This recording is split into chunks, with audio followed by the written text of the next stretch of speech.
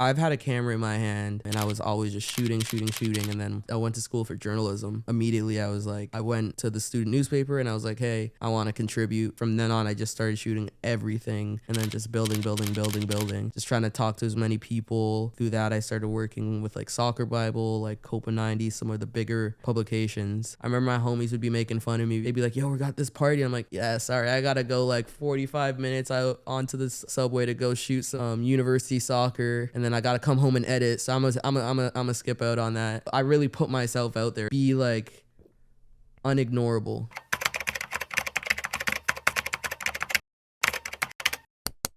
That camera's recording.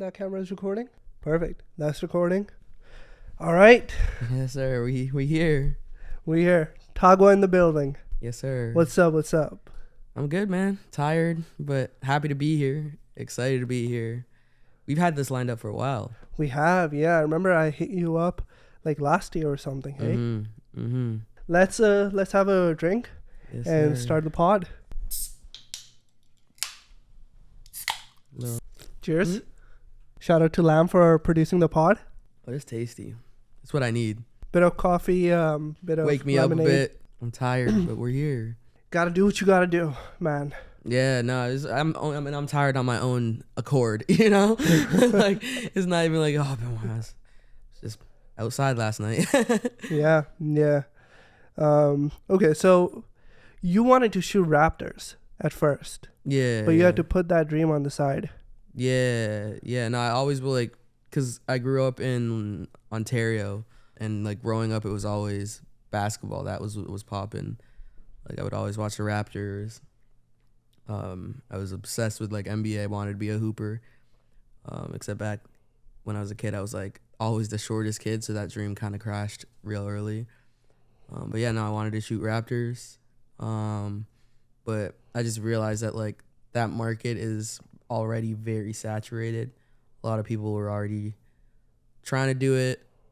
And not that like felt like it was like too much competition, but it was just like I knew there was gonna be something else out there, and I like soccer's been my passion for so long that the opportunity came for me to be able to shoot like a professional game like immediately in university. So I was like, nah, we'll pivot.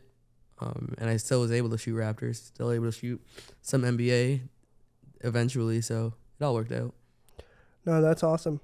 What do you mean that you thought there was something out there, like a gut feeling? Yeah, no, it was just kind of like, again, like, I don't know what it was, but it was just like, let me just, I feel like soccer like was about to pop, and like my good friend who's part of Derby, I call him Mr. Canada Soccer. I say this in every podcast, any interview I've done, but like he's been like covering Canadian soccer for so long, and this was at the time where like Toronto FC's ultras were really popping, and I was like, yeah, I want to kind of document that. Like that was something that was so foreign to me. Like I'd only seen like ultras and pyro and all that in Europe, so it's like, oh, this is right here. Let me give this a go. Not a lot of people were doing it either. And even before then, I was just like shooting like university soccer. It's crazy, but yeah. What is it that made you shoot sports specifically? Yeah, not just like my passion for it. Like I've always loved sports. I've always loved playing it, being around it. Like I always knew, and I feel like my family always knew I was gonna do something with sports. And obviously I feel like as most kids, like they want to be the athlete, you know. But very, very, very quickly I realized that wasn't for me. Not very quickly. Like I could have played decently high in soccer, but it was like I wasn't enjoying it as much. So yeah, no, it was just kind of, sports was always going to be what I was going to do, and it was just like a matter of how. And I never even knew like photo or journalism was a thing that I could do, you know, especially as like a black person, you don't really see that. So when I started doing it and I was the only one that was like me, it was also kind of, I was like, nah, I'm supposed to be here, you know, because like you don't see that, and it's like maybe another little kid will be at a soccer game and watching, and he might see me and be like, oh, I can be like a photographer, you know, I can. So you kind of had to put two dreams on the side. Mm. First, it was to be a hooper. Yes, sir. And then shoot hoop. Mm-hmm.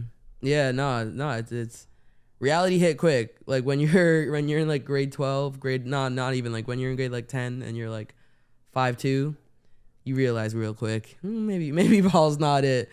So it was just like really kind of adapting and trying to figure out that next step. And I've always just like, as a kid, I was a massive liar. I would always tell stories. And then I had a great teacher in high school, Mr. Hickey. He kind of knew I was a good storyteller. He knew I loved sports, and he's kind of like the one that pushed me into like, hey, maybe put your energy towards like covering sports and telling stories around that. And yeah, it's just how it happened. It was like going from, okay, I want to be this hooper, I want to be a pro soccer player, to no, I want to like tell the stories. What does sport mean to Tagwa? Like everything I do is just like sports revolved around it. It's the you know, team aspect of it. It's the stories behind it. It's like there's so much depth. Like even like when I'm like shooting soccer, like I really don't care about, and a lot of people like nowadays, like a lot of people don't really care about like players kicking the ball, but they want to capture like moments in between, you know, like a player just misses like the game winning, what could have been the game winning penalty. I want to capture like that moment, or the player scores that game winning penalty. I want to capture that moment and be able to like tell that story, you know. So like someone who might not even care about the sport, might not even know who that person is, can see and be like, oh, that like I feel something from that, you know. That's pretty cool. So capturing the feeling and exactly, that's what sports is. The it's moment. Just like crazy energies. Gotcha. Did your family kind of inspire you to get into sport?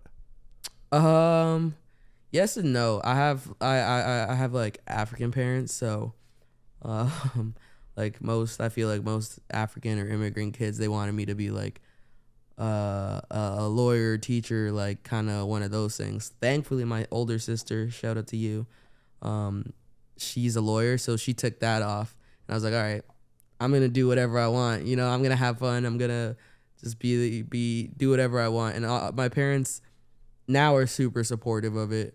At first, I feel like as any parent would be kind of skeptical on their son or daughter or whatever wanting to like do this thing that's not familiar to them. And that's something like I always kind of remind myself nowadays. It's like everything that I'm doing is very new to my parents, you know, like they don't understand, and like I can't expect them to understand everything because it's just like a generational gap, you know, of they don't like. I remember they would always like see me like making Instagram posts or like doing carousels and be like, no, you should be doing this thing or you should be doing that thing. But I'm like, no, I'm genuinely working, or like looking on Instagram and just like studying other photographers. Now they get it. Now they understand, and it's cool. Once I started making a little bit of money from it, and having some bigger clients that my parents could kind of understand, they're like, oh snap. Clients like who?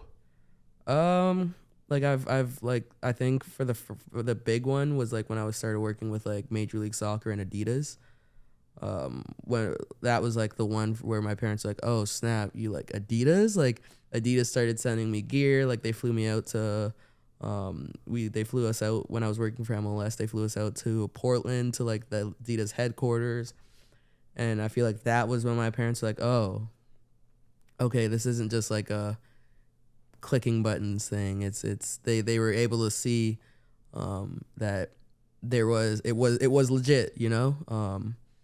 And again, it's like at first it can be kind of upsetting. Like it used to upset me, but it's like I now think of it, and it's like they literally, like they came from Zimbabwe here as like teachers and working in healthcare, you know. They're not gonna know what like social media is, you know. They don't understand that world, and it's gonna take them time to do that. But yeah, no, do you think working with Adidas and MLS, was that the moment they were able to shift their perspective in terms of what you do and support you? I think that was the moment when they were like, okay, no, this is legitimately something I can do.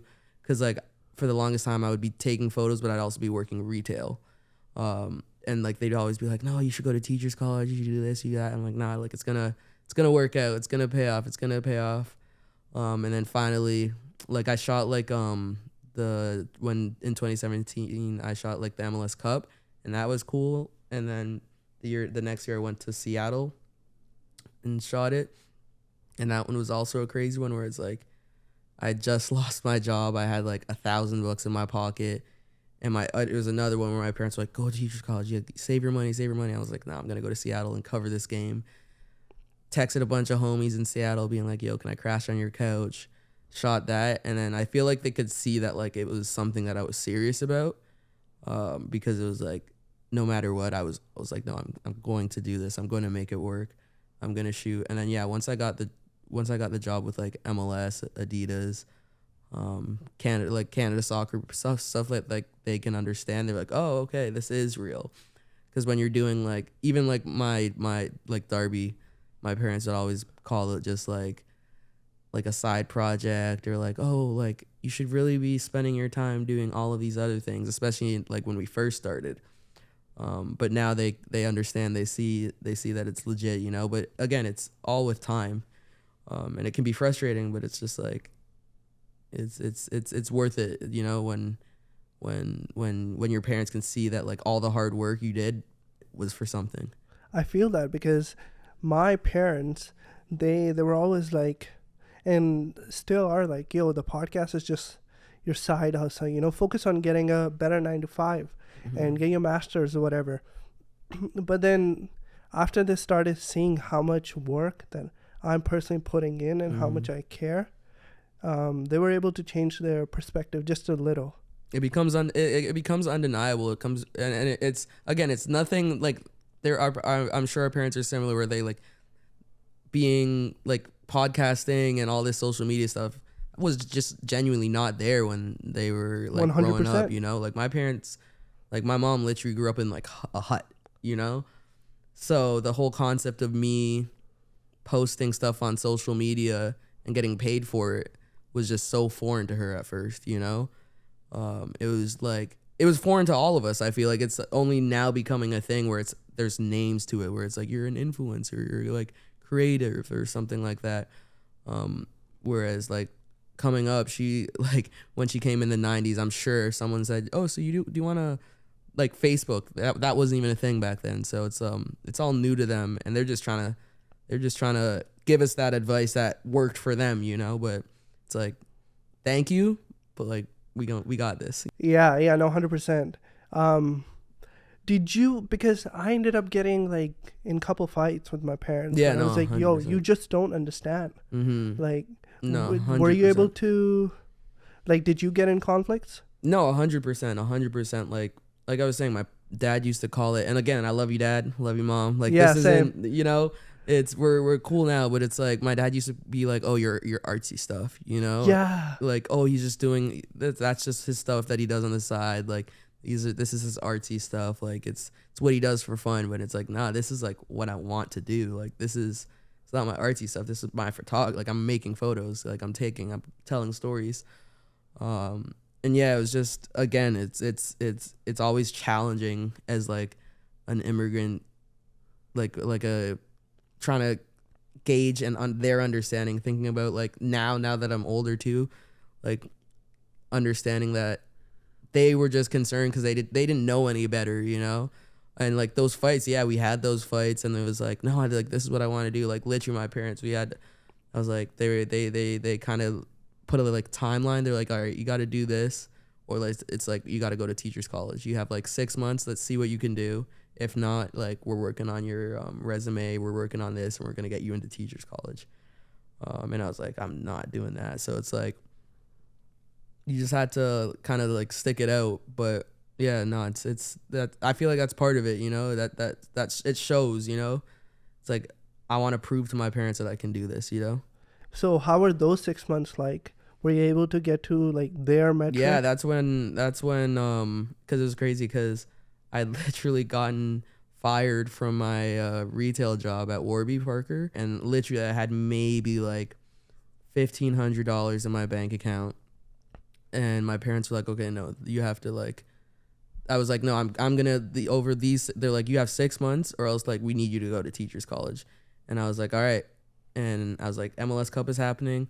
I know there's a lot of movers and shakers that are gonna be there, and it's gonna be a great opportunity for me. So it's like I'm going there, and I like literally used all my last little savings, booked a flight. This was when I was living in Toronto. Bought a ticket, like a Greyhound bus from Toronto to Detroit, because I found a cheap flight from Detroit to Seattle. Took that, and then my one homie, Stith, he was working for the MLS already at the time. I told him I was coming. He's like, bro, you can crash at mine. I got a spot. And then my other homie, Abraham, he also was like, you can crash at mine.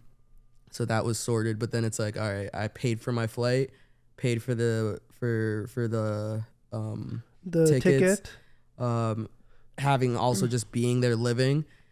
And then it was like, all right, I have like $50 at that time. And it's like, I just had to make it work. And lo and behold, I shot the MLS Cup. Shout out to Stith. He was like, nah, like stick with us. I met like the MLS guys. And literally there that night, like at the end of the MLS Cup, I was just talking to like the creative director. We were at a bar. He's like, so do you know anyone that's in Vancouver? And I was like, what do you mean? He's like, oh, we're looking to have like a creative out there, like part of like the MLS like creators network. And I'm like, oh yeah, I know someone. He's like, who? I'm like, me. Yeah. Like literally. And he's like, oh really? I'm like, yeah. He's like, are you really down? I'm like 100%. Cause it's like, I took the trip because I was like hoping for a moment like that, you know? And then he's like, all right, if you want it, it's yours. That was it. And then I didn't hear from him. I go back home. I told my parents, I'm like, I got a job with the MLS. Like I'm working for Adidas, blah, blah, blah. And like, oh yeah. They're like, how did it happen? When's the interview? I'm like, there is no interview. We talked at the bar. He said, do you want to work there? I said, yeah. He said, okay, I'll hit you up in a couple months.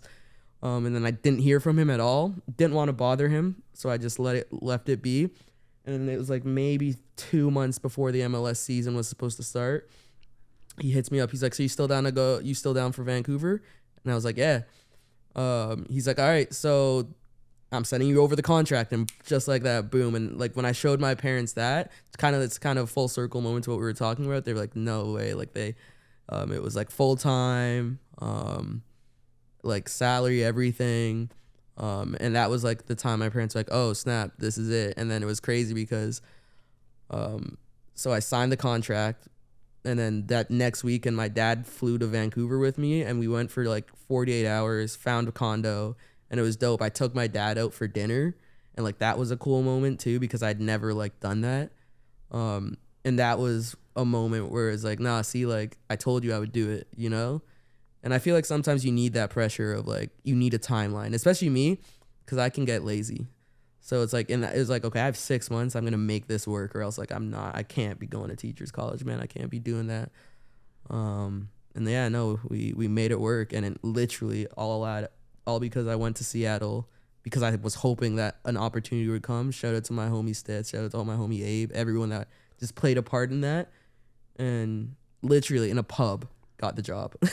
What was in your mind, like your headspace, where you were like, you know what? This is all I got, like those $1,500. Yeah. And I have to make it work.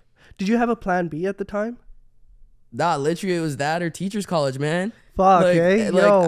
I had no other option, bro. Like, and I wasn't doing teachers college, you know? So I didn't really have a plan B. It was like, nah, this is gonna work. And whether was that Seattle trip or something, I was like, nah, I'm going to make this work somehow. So essentially you bought the ticket, you went there.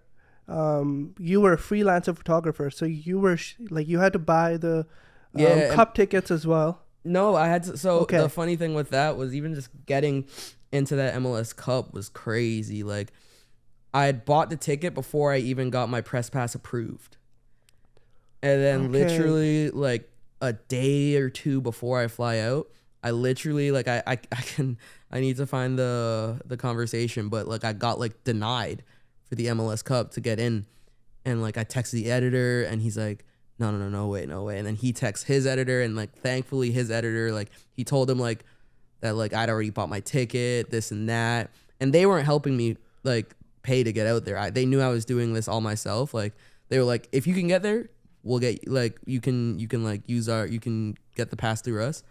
But like they just didn't have the funds to help me out to get there. So it was like 2 days before it was like denied. So he called and he got the MLS, and luckily I was able to go and shoot. But no, it was a madness. But pardon me, what were the projects you worked on before in order to even apply for a press pass? I've had a camera in my hand. Like I started shooting in 2009. My parents got me a camera in high school for like a co-op I was doing. So I would always just have my camera. And I was always just shooting. And then I went to school for journalism. And immediately I was like, I went to the student newspaper and I was like, hey, I want to contribute. And they're like, do you write? And I was like, I don't really like to write. They're like, do you take photos? And I was like, sure. And they're like, all right, what do you want to take photos of? I'm like, I like sports. So like from then on, I just started shooting everything for the school newspaper, all the sports, like university, like the soccer, men's, women's soccer, hockey, basketball, volleyball, everything. I was just shooting that. And then just building. And then, like I was saying, the guy, Mitch, Mr. Canada Soccer, he was working for this blog, and I kept bothering him at a point. Like I was like, yo man, let me shoot this, let me shoot a game, MLS or like Canada Soccer. And then finally, like and it wasn't like he was ignoring me, but he was just getting his foot in the door, right? And I was just pestering to try and get mine in, and then it finally worked out, where I was like shooting the games for like this blog called Awaken the Red. And yeah, from there on I just kind of went crazy and was shooting every day, shooting everything, just trying to talk to as many people. And then through that I started working with like Soccer Bible, like Copa 90, some of the bigger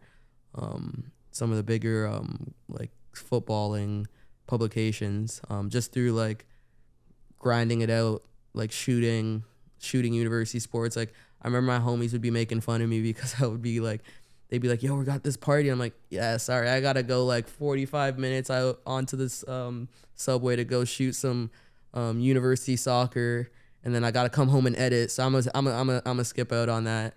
Like my biggest L is like I missed Skepta the first time he came to Toronto because I was shooting a Ryerson Rams soccer game, and that concert was literally crazy.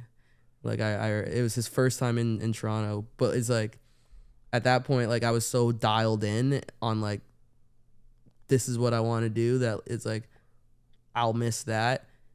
And everyone was calling me crazy. Everyone was like, oh, even some of my friends were like, oh, this just like, you don't always have to be doing this. And I'm like, no, I will be. I'm going to do this, and it's going to be something. And yeah, just sticking with it.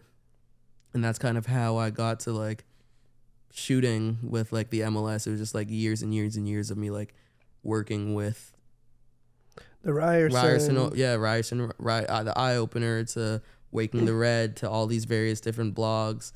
I mean, MLS would sometimes like DM me and be like, hey, can we use this photo? And that was kind of the first in. And then, yeah, it just kind of elevated from there to me going to Seattle.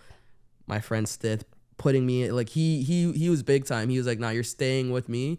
And I didn't even tell him that I was trying to get a job or anything like that. But he just like was like, nah, you gonna pull up, and you're just gonna be with us the entire time. And he was working with the MLS, and he was with the crew of people that I wanted to work for. And he just like big broed it, and like it's crazy, but just slowly grinding away, which you have to do. Like a lot of people, think you can just immediately get into like a MLS game, but it's like, nah, you have to put the reps in, Yeah. You have to again, shoot like high school basketball, shoot college basketball, shoot all of these things, build up that resume, and then you can get there. What's been your favorite project so far? My favorite project would definitely be like just Darby, our first magazine especially, because that was just like years of just brainstorming and trying to figure it out again, of like, what am I going to do, how I'm going to do something myself. And finally, when we did that first kind of magazine and it came out. That was like I was most happy about that. Just being able to have like the homie on the cover too, like my homie Liam Frazier on the cover. It just was like it was a dope moment. So what is it? What is Darby, and what is Darby trying to, like? Is Darby about shifting culture, telling stories?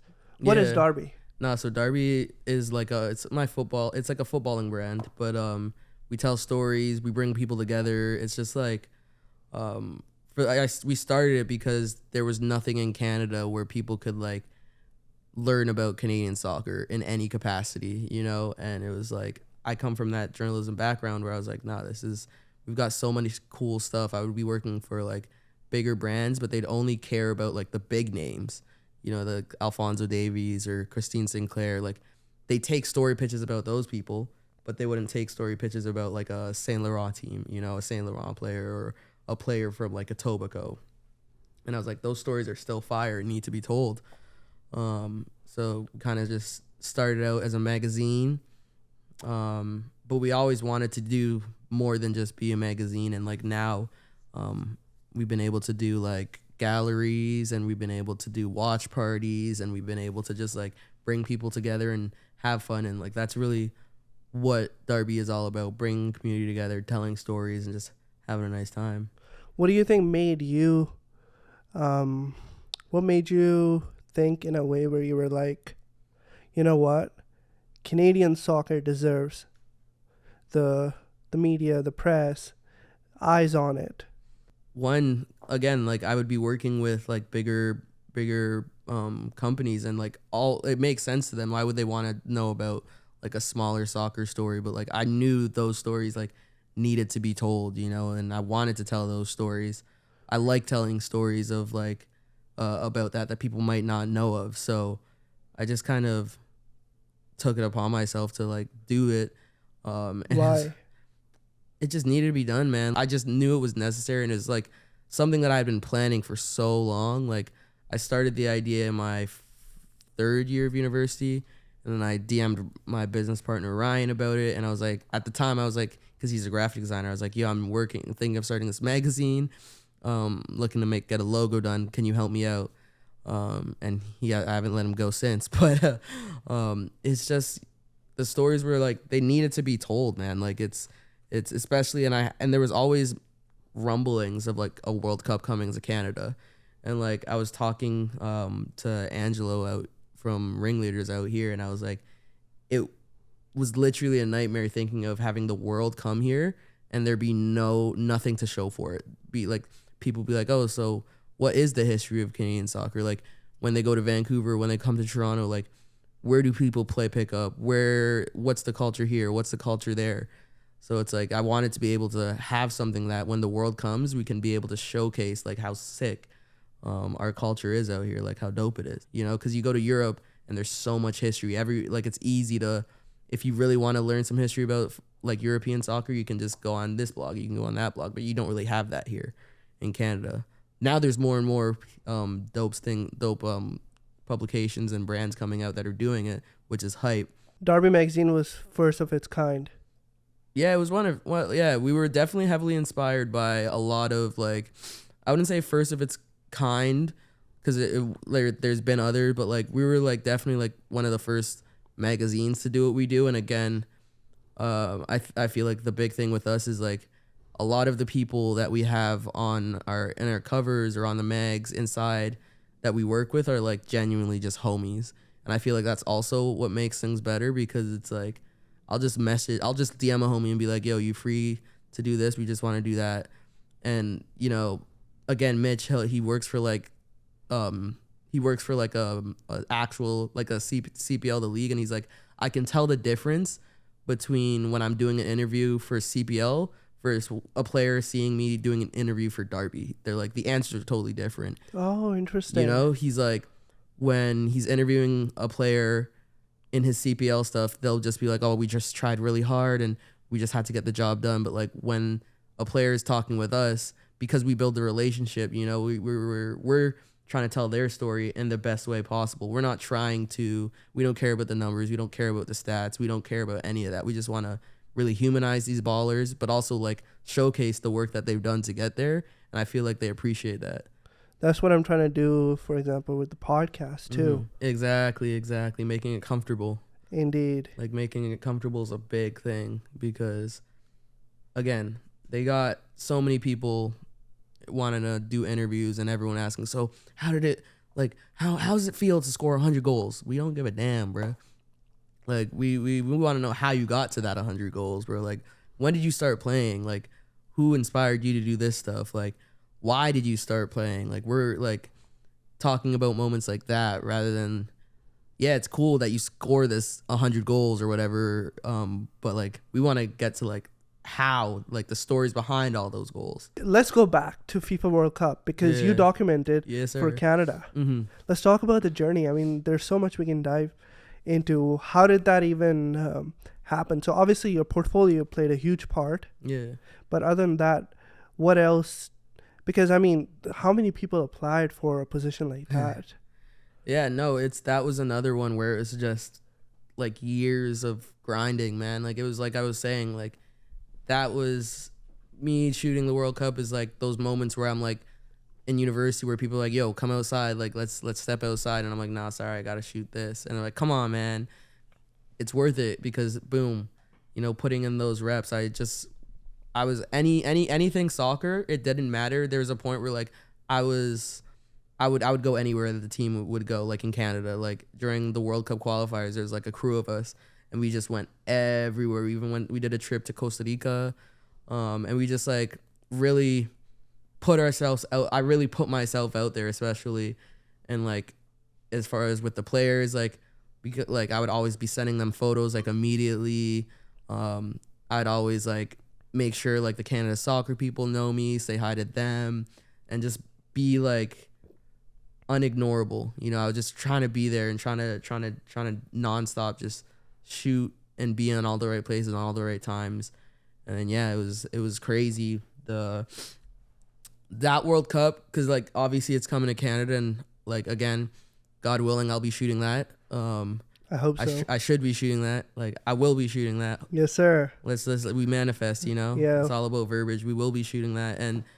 But it's like, I want to shoot one before it comes here. Like, I was like, let me do one outside. So with that World Cup, I reached out to maybe like 3 or 4 different clients and been like, hey, do you have anyone? And some people were like, oh, I think we might be able to make it work. Or some people were just off rip, were like, no. And then it came down to I had 2 clients, MLS and Canada Soccer.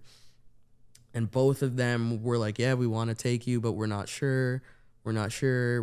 It's the like process of and everything. And getting your accreditation for FIFA is next level. So what do you mean? Like getting your pass, getting like your press pass. There's like so many moving parts, because like you got to think of it. You have the biggest brands and the biggest outlets at the World Cup. So when people are trying to, it's just hard to get that space. So it was like maybe 2 months before the World Cup, MLS was like, yeah, no, we can't. And I was like, all right, I have to be all in with Canada Soccer. And then it wasn't until 2 weeks before, bro. 2 weeks before the World Cup, they were like, you're coming. Like to me and the other shooter, Bo, they were like, you're coming. You guys are good. And the craziest thing about it was, I was like, yo, this is sick. They're like, send us all your information. Gave them my passport. My passport was expiring. I didn't even know. I had to get my passport expedited and everything. It was crazy. But yeah, no, it was just like years of work to get there, and years of kind of just putting that first, and always knowing I wanted to do a World Cup, and before it came to Canada, and it was just, I wasn't going to be stopped. We weren't like, it was just like any means necessary. I was reaching out to anyone, and I'm happy, I'm blessed that I was able to do it, man, because everyone else there was old. Yeah? Yeah, sir. Like, it was just all old heads. They were really nice though. Some of them were dickheads, but like most of them were really nice people. But it was just cool to like check that off, you know. It was like World Cup before 30. That's definitely what I want to do. You know, like that was It's like World Cup, and I want an Olympics. So I got one more year before 30. So trying to shoot Paris maybe, but I feel like that's what I want to do next. How was living like Qatar? Oh man, it was sick. Like, again, there were so many going into it. People were like, "Oh, you can't do this, you can't do that." Like you got to be, and obviously, like you're going into a culture that's not your own. So it's like, firstly, like you gotta. I immediately had that in mind. I was like, I can't go in there expecting to live my life like the way I normally do, because it's a Muslim country, right? So it's like there's just gonna be things that you can and can't do. But the people were amazing. I befriended a security guard who I thought was just a security guard, but he was like, about midway through, he's like, before you go back to Canada, I want you to come to my house so I can show you like real Qatari like hospitality. And I was like, yeah, sure man. And I thought like he was just gonna be living in like a small like little, again, ignorant me just thinking, because I thought he was just a security guard, was just gonna be like living in a small little shack. But went to his house and it was a mansion, bro. Like it was massive, and he was a vegetarian, but he asked us what we like to eat, and he got his he made us like this crazy like chicken biryani, and we were eating it with our hands with the salad, beverages, and he was just like watching us eat, because he doesn't eat meat. You know, it's like little things like that. It's like, you know, we could have, I would have been happy with whatever, but he's like, no, I want you to eat what you want to eat in my house, you know. And it's like the little things like that. So it was dope, and you could drink out there. A lot of people weren't sure about that, right? But no, it was super. Like, it's the whole thing of people being like, oh, you couldn't do that. It's like we're not in our, like, if someone comes to Canada or America, it's like they kind of have to adapt to how we live. So it only makes sense that if we're going to a Muslim country, we have to adapt to how they live. Whether we agree with it or not, we're in their space. You know, 100%. So it's like, I was just trying to be as respectful as possible, and they were also like the Qatari folks were super respectful, super nice, super dope. And yeah, I had no issues, and I know a lot of people loved it. It's a great World Cup. Where did you watch the final? Where did I watch the final? I watched the final. I was back in Vancouver, at my homie Dez's spot, Boombox Barbershop. The best spot to watch footy on the weekends in Vancouver. We just like we always do like little watch parties. Not even little watch parties. It was like a lot of people there. And that was crazy. It was madness being able to like see the stadium. And I went to the stadium that the final was at. I watched the Brazil game there while I was in Qatar. Oh. So it was crazy being able to see it on TV and watch it with the friends after like being there, you know? So it was cool. What was it? What was the difference like? Man, it was everything out there.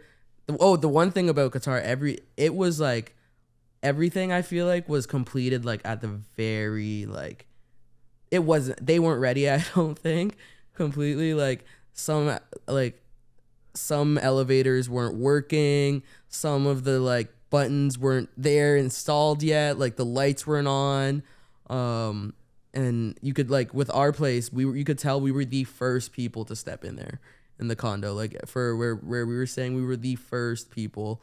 There was still like construction happening beside us. They were still building, like they literally completed a condo during our stay out there. Damn. Yeah. So how do you think they televise a soccer match compared to seeing it live?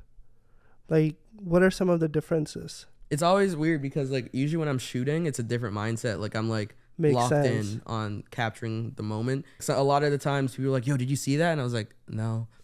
Like I was shooting. I might have captured it, but like I don't actually like these things. I'm just like so dialed in that like it's just like I'm just trying to capture all of these moments, make sure I have them, that like sometimes I'm not actually living in that moment, which is something I'm trying to do better at.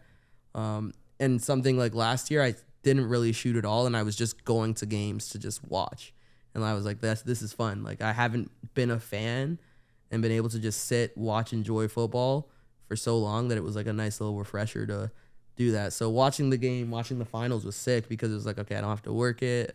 I'm not doing nothing. I can just enjoy. And it was with like all the homies, so it was so fun. Were you supporting Argentina? No. I'll give him his flowers. He's the GOAT by technicalities because of the World Cup, but like, sweet. That's the real you're a GOAT. Ronaldo Yes, fan? sir. Yes, sir. That's interesting. Because for me, it's like Messi, Ronaldo, R9. Yeah. Nah. And then Cristiano. Nah, it's for me. It's I think Cristiano's the GOAT, man. And what makes you say that? Like, because he's worked. Like, not saying Messi hasn't worked for. Obviously, like, to get to being a professional athlete in any capacity, you have to work hard. Yeah. So it's like, I'm not belittling it, but it's like Messi was born to play football. Right. You know, like he was just like stuff that he does. Like even in the MLS, you're seeing it where like there was a player on the ground. Only Messi would think to use that player to dink the ball to create space. You know, like he just like, whereas Ronaldo, like he puts in the hours still. You know, like he is still putting in the hours.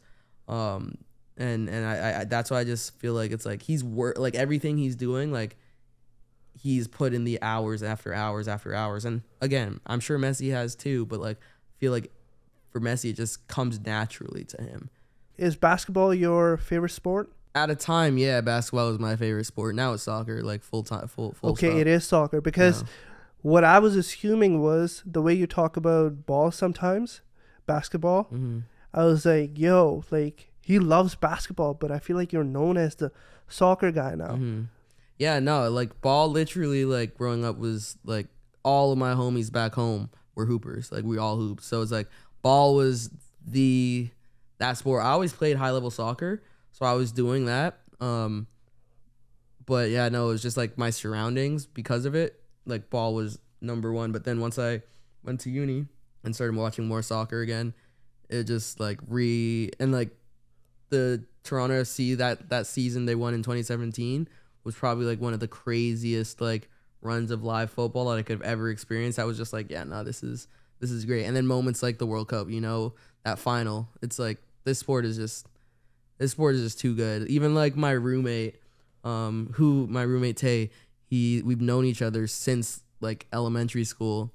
He's not a footy guy, but like I'm slowly like kind of corrupting him because he's a hooper.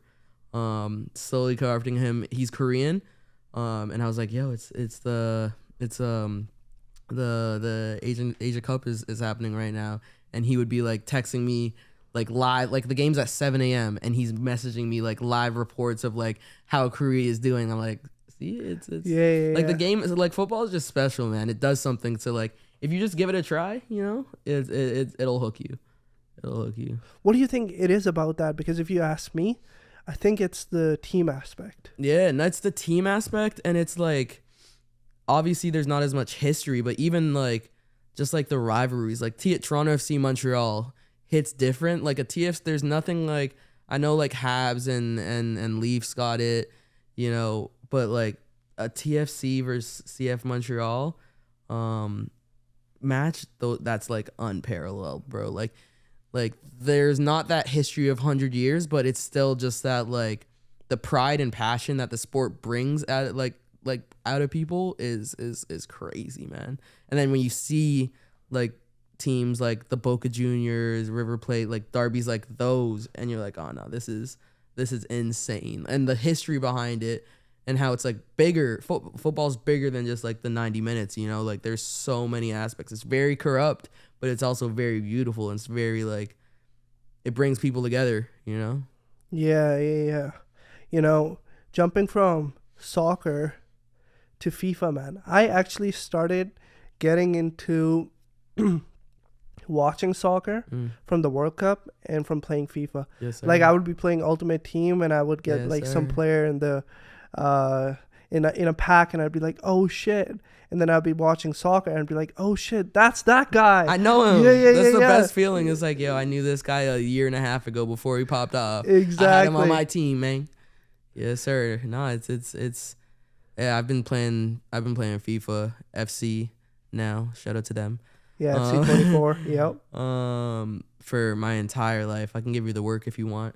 But the work? Yeah, like I'll beat you in FIFA. Oh, I don't think you can beat me. That's cute. You think we should record a FIFA match? That's cute, after man. the pod? That's cute, man. I'm actually not that good. Yeah, nah, don't do that, bro. I'm actually not that good. Don't do that, because I take no prisoners, bro. My cousin, when I was in South Africa, funny story about that. He was talking so spicy. He's like, I'm gonna beat you. Like, you Canadians don't know how to play footy, bro. The first game I beat him like 8-1, and then the second game I beat him 7-0, and he's like, I'm done. I'll work you. You think we can put a TV here after the pod and get a game? All right, let's do it. That'd be funny. That'd be fun. Yeah. So you work for EA? Yeah. No, I just I was working for them. I worked for them with the like rebrand. I was there for like a 1-year contract, and it was a crazy experience. Kind of, that was my first time working like big time corporate, kind of in a more or less creative role, and more kind of I was working within the marketing team and working with I was a community manager.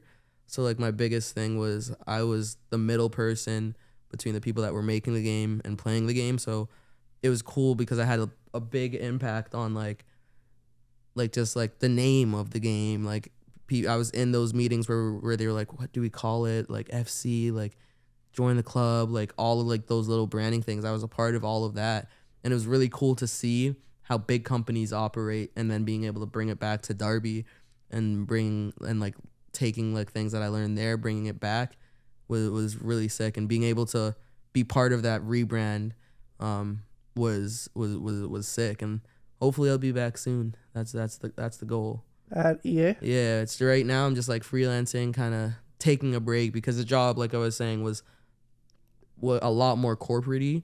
It was 9 to 5, right? Yeah, it was a 9 to 5, not very creative. And I just was like not really fulfilled by it. So it's like let me take some time now that the contract's up. And then hopefully when the time's right, can double back and go back. What did you learn? Man, I just like learned how like important a team is, really. Because with EA, I didn't realize how big the team was. But it's like, we're doing meetings with guys in Romania. We're doing meetings with guys in Australia.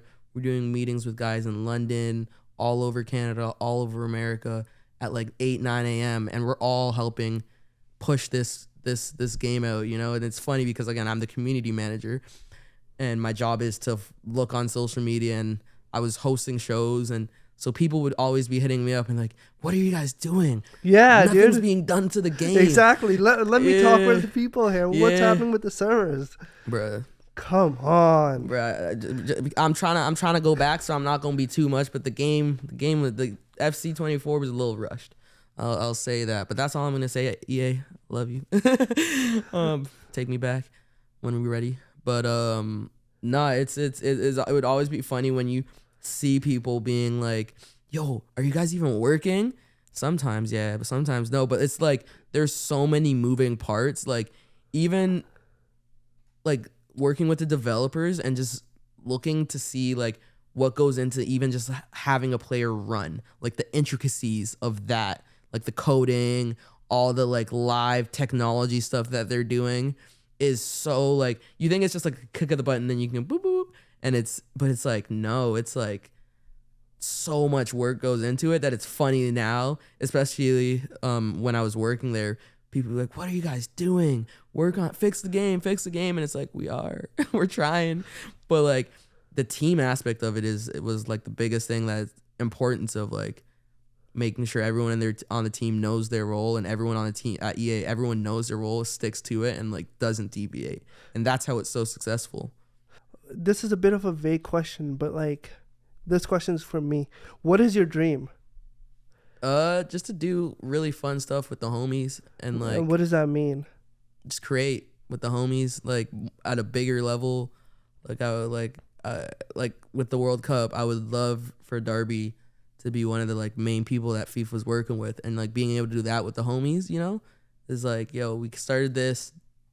in my basement, bro. I was just in my basement apartment in my 4th year, just coming up with this silly idea to now working the World Cup with my homies. Like, that's a dream. Like, doing stuff like that, working with teams, just like really just having fun with the homies. Because like I said, it's just like there's so much food for all of us to eat, and it's like so much better when you're doing things with friends than by yourself, you know? So that's just a dream. Just keep being able to like do dope stuff with Darby with the homies. Are you on your way to get to a point where Darby can potentially work with FIFA? Yeah. For this World Cup. Yeah, we've already done some stuff with FIFA for like the promotional promoting of like it coming to Canada. And God willing, hopefully, we'll continue to do some stuff FIFA. If you're hearing this, we're ready to work as much as possible. But yeah, no, we're things are all treading in the right direction right now. All you can do is just work hard, have fun, trust the process, pray, and hopefully it'll work out, man. Did you see the interview or conversation of Drake and the FIFA president? That was so weird. Bro, that I was like, so what is weird, this? Man. I've never seen him at a soccer game, bro. I would love to see Drake at the. I think he will be. No, he's definitely gonna be at the World Cup. Yeah. He's already like that was so random. That was like yeah, it came out of nowhere. FIFA broke the bag for that one. That one was so random, but like makes sense. Like it makes sense. Hopefully he starts coming to games before the World Cup, because BMO Field, BC Place is popping for Canada games, and if Drake pulled up to that, bro, it'd be crazy. Like, man, it sucks Montreal doesn't have a match. Forever in our shadows, man. Fuck. Lo, Montreal. Messi in MLS. Mm-hmm. I feel like that has changed soccer in North America, even in Canada. What do you think? Yeah, no, it's wild. It's crazy because like he's just too good. Like I'm just watching him right now, and just like he's just toying around, and you can tell he's at the tail end of his career, so he doesn't have like the burst of pace or anything anymore, but he still just has that like that mind over, like he was born to play footy, bro. So he just does things that like you can't teach, and it's cool to watch, and it's crazy to see. And he's finally gonna be in Canada. The tickets are crazy expensive though. Yeah, they're like 400, eh? That's on the cheap end. Well, like now, like they're like in the thousands. Yeah, Montreal, one Inter Toronto, Milan and Vancouver. Yeah, for Messi, bro. Though. Well, yeah. Your go. You going? Yeah, I'll be shooting them. You'll be shooting them for sure. Yeah. Fuck it. Do you get to go to MLS games for free? Yeah, like to shoot. Any. Well, usually like I can get because again it's like I've made I'm good friends with like some of the ballers on the team, so I can just ask them, hey, can I have like a ticket or two? Have good decent relationship with like the teams and the leagues too, so can't get Messi tickets though. Yeah, a lot of people have asked. I can't do that. Do a lot of homies hit you up for tickets? Yeah, no, and I'm happy to. I might be one of those homies. Yes, sir. Nah, I can get you tickets. Like just not Miami, because that's just like that's like asking someone to take you to the moon, bro. You gotta pay. Yeah, 100%. But no, it's dope being able to like just like be able to have homies come and watch games. Like I'm always trying to get homies tickets for like Canada games, especially like before they were popping. Just always be trying to tell people, yo, come, like join the bandwagon now before it gets too full. So it's cool having homies come to the games. Yeah, let's kind of go back, because I mean Canadian soccer was even like 4 years ago. 4 years ago was not this. It was nothing. No, it was not this. It happened quick, and like that was kind of the thing I was telling, where I was like, I think I just had a feeling soccer was gonna blow here, you know. It's just and it has, you know, and it's dope, and it's like the easiest sport to get into, and everybody almost everybody has played soccer.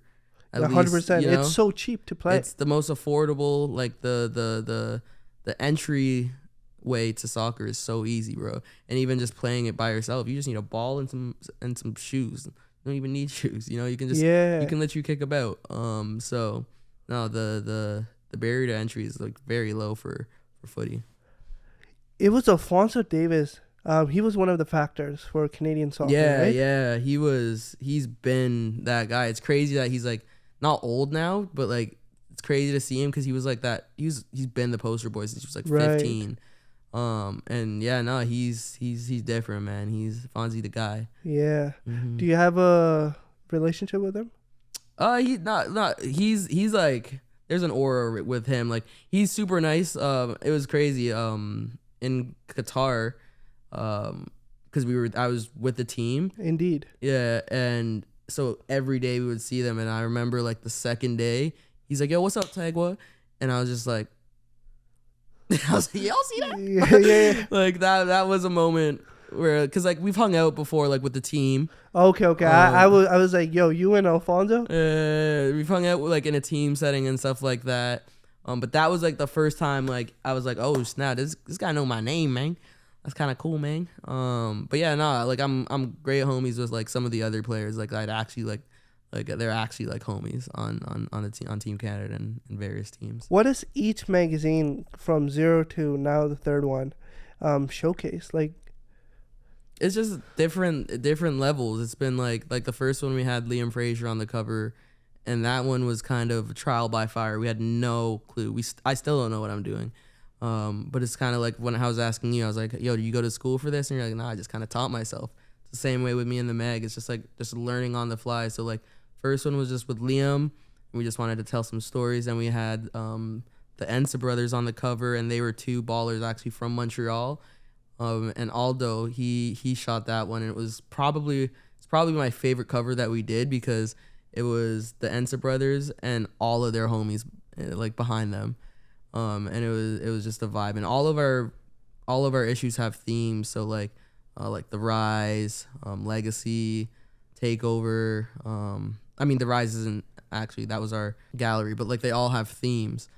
So yeah, no, it's we got some cool stuff coming up, man. Okay, so let's just do a segment. Mm-hmm. So I'm gonna ask you a few questions, mm-hmm. and then just give me some short answers. So what's a brand or a project that you have an eye on currently? Do I have an eye on? Like a brand that you want to buy, for example. A brand that I want to buy? Well, I just like these pants. I like Stan Ray, or like Studio Nixon's a cool brand I want to work with actually, and they're from out here. Yeah, Nixon, yeah. I would love to work with them and do some crazy kind of football inspired drip. Yes, sir.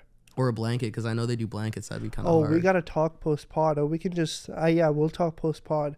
I have an idea for us. Let's go, man. Yes, sir. What cafe gives you... or what place gives you freedom to work? Yeah, shout out to Modus in Vancouver. That's like my go-to. Shout out to Danny. He showed me that spot. But Modus Cafe out in Vancouver off on Broadway is a great place to work. And just... The coffee great, the food great, and the vibes are just, you can lock in there. It's nice. Any book you want to recommend? The Art of an Idea I was telling you about is a book that Ryan or my sister, I can't remember, I'm pretty sure it was Ryan, gave to me, and it's like it's just was very good with helping me brainstorm and kind of ideate in a useful manner, you know. So yeah, The Art of an Idea is a really great book, and I would highly recommend to anyone. It helped you with like inspo, ideation? How to organize your thoughts, and how to and just even how to expand ideas and creation and stuff like that. So The Art of an Idea. Yeah, I think that's what it's called. I can where's my phone? Get some double checking on it. Yes, sir. The art of the idea and how it can change your life. And I don't really read that much, so like that one I read like real quick too. What album do you put on while working on these projects? It depends. Like I'm a huge Drake fan, so I always got just Drake, all albums, just on shuffle, all songs. Yeah, same dude. But I really be messing with this rapper from the UK called Bow. Okay. Yeah, his album Legitimate Cause, I think it was called. That's on heavy rotation. And it's a good one to lock into. Any Vince Staples, any J. Cole, Bad Bad Not Good, you know. Fair enough. Just depends. What do you want to own this year? Like a materialistic piece. Oh, what do I want to own this year? A watch. What kind? I don't know. Talking Rolly? Huh? Are we talking Rolly? Not a Rolly, but like something like that though. Like a nice watch. I feel like some Patek. Yeah, no, I don't got that money, man. Come on, man. Soon. Yeah, but like, just like a nice little watch, something a little statement piece. Cause I feel like I don't wear jewelry, but I want to start, and I feel like that's a good entry level. That it's still nice. What person could be an artist, content creator, anybody that inspired your creative journey? I feel like for a lot of people my age, Casey Neistat was someone. Yo, he's a goat. That for me, just his consistency, the one thing I learned about him was the importance of having your own style. Like everyone knows a Casey Neistat vlog. Everyone you know what you're getting, but you don't know what you're getting, and you love it. And so many people now have copied that Casey Neistat way of vlogging. Like it was just you would see so many people vloggers just owning boosted boards because of him, Mm-hmm. like that stuff. So like Casey Neistat is definitely someone who, I mean, now I know he's like a little bit questionable with what he's doing, and sometimes he's said some crazy stuff lately. Sorry to be ableist, but coming up, Casey was like a big inspiration. How would you describe your style, tagwa style? I feel like mine is just like, I don't know. It's I'm just always looking to shoot in a way that isn't normal. Like I edit heavy. And at first, I remember when I was in journalism school, I was in a photojournalism class, and even with the NHL, there's all these rules and parameters on how to edit photos. And I feel like my style is I just high contrast. I try and capture moments, and I don't know. That's actually a crazy question. Don't know what my style is. Yes, it's something to reflect on. Yeah, I just try and capture moments I'm very selfish when I shoot. I will get the shot at all costs. If a player scores and he's running off to the corner flag, I'm I want to get that, and I'll run to it and get it, and I'll always get in trouble for it. But it's I want that shot, and I don't care if I'm in another shooter's photo. I want the photo. It's a dog world. Yeah, I guess my style is selfish. Imagine this paper Mm-hmm. is a billboard, and your audience, the people looking at this billboard, are creatives.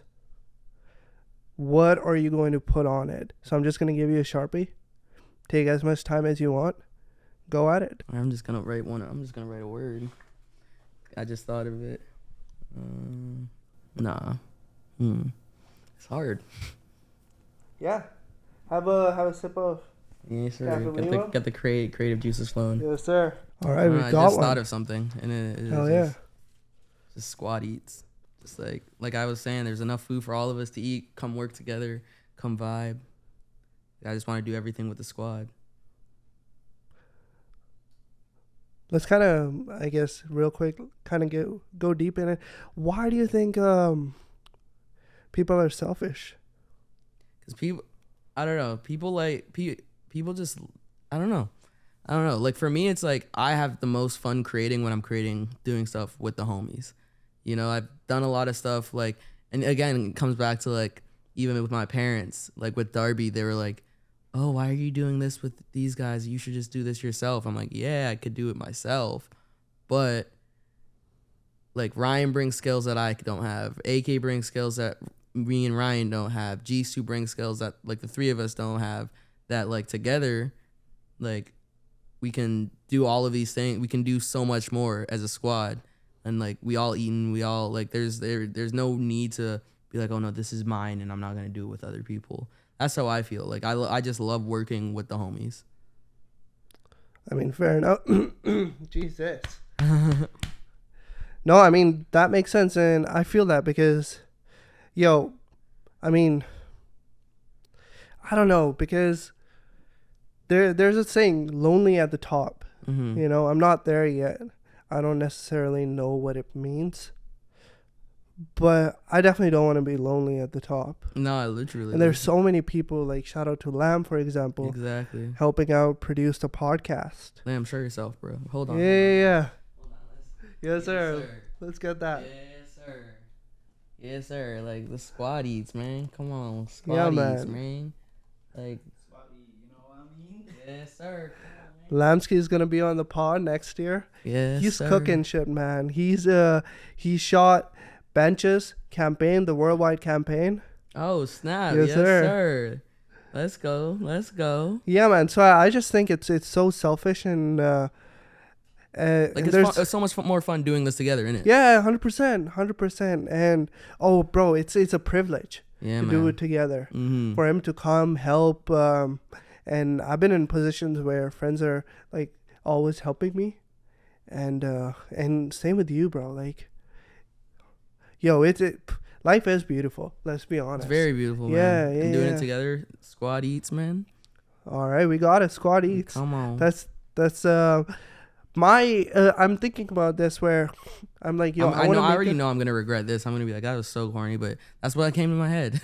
But you know what? Like these corny things, quote unquote, I feel like it comes from the heart. You're being yourself. You know what I'm saying? Rather than trying to act like all cool and like Tagwa, if other creatives or people just want to have a conversation with you, what are some of the easiest ways to plug yourself? Yeah, man. No, you can hit me up on IG, on Twitter, Shuttersworth. Make sure you follow Darby Mag, man. Come on, like one more time, shamelessly plugging it. It's right here, Darby Mag. And yeah, no, but also shout out to you. Shout out to the gang. Shout out to everyone. Thank you for having me. Of course. I hope you had fun and opening up your space. Yeah, man. Of course. Like I said, I do this. I want to be friends with you. So I hope this is not our last time talking. Absolutely not. I hope you felt comfortable to open up. We'll do another one in a year or two. Yeah, 100%. Well, you'll be in like a studio maybe. We'll have a bigger studio. Hopefully Darby will have a studio together. Maybe we'll do it in one of our studios. Yes, sir. That's the goal, man. Yes, sir. That's the goal. Yeah. Anybody else you want to see on the chair on the Togo?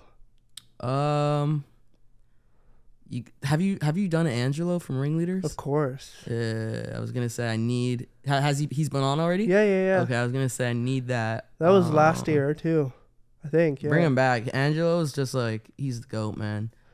No, definitely gonna bring him back. No, not Gildas yet. Gildas would be crazy. His project of Football Saved My Life. Yeah, man. Gildas would be crazy. Gildas. Drake on here would be crazy. Bro, that's Aubrey, a dream. Like imagine me and then Aubrey. Yo. That'd be crazy. What? Why Drake though? Like what? For example, for me, Kanye, he got me into fashion and got me into like the culture itself. Why Drake for you? I feel like, especially because I'm from Toronto, it just hits different. Like, obviously, everything he's rapping about, I can't relate to. But a lot of the stuff he raps about, like, it hits, like, genuinely hits home. Like, even, like, the simple stuff, like, in the new album, he was just rapping about, like, funnel cake. And I was like, yo, like, back home, like, at Wonderland or at C&E, funnel cake is the thing. And it's, like, that was a bar that, like, I forget the exact bar what he was rapping about with funnel cake. But, like, he was rapping about how he didn't even have enough money for a funnel cake. Or enough cake for a funnel or something. And it was just, I was like, yo, I've been there where you're just dead broke, but you really want, or like just rapping about like different ends in the city. And like, he's from Canada, and he's done like talk about the homies, like all the stuff he's done with OVO. I know he's snaked some people, but I feel like to get to that level you have to. But like he has a great team, like Chubbs, like Baca, like that. Like he's not by himself up there, so it's just cool to see someone from like exactly like my area. Like I know the spots he raps about. I've been to some of the spots, and just to see that's why like Drake for me to go. He's my favorite artist for sure. Let's get it. So you gonna have Drake here next? Yes, sir. Manifesting Aubrey. that 100%. Maybe not like next, but he gonna be here. Yes, sir. All right. That's it. That's Drake all. And Ye. Yes, sir. Drake and Ye.